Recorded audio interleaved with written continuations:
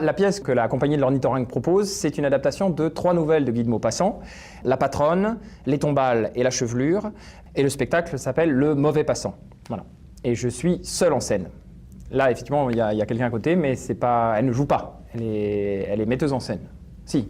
Je me suis dit, bon, lâchons-nous, soyons seuls sur scène, voyons ce que ça donne. Et grâce à... c'est Stéphanie, son prénom c'est Stéphanie, Capucin, ça dépend. Voilà, on a monté ça ensemble et avec du plaisir. Le choix s'est fait à partir du moment où il y a maintenant très longtemps, quand j'étais adolescent, j'ai voulu jouer la chevelure et je me suis ramassé. Donc c'est une espèce de volonté de me relever, en fait, après un choc émotionnel, un traumatisme, en fait, adolescent.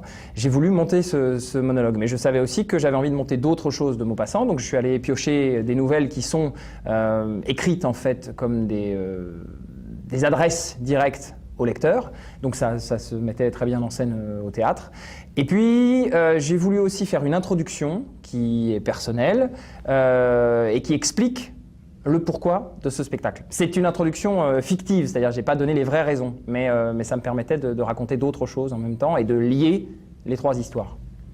Donc en fait, il y a 4 histoires. Mais c'est simple à comprendre, je veux dire, même elle l'a compris, donc c'est simple à comprendre. Hein?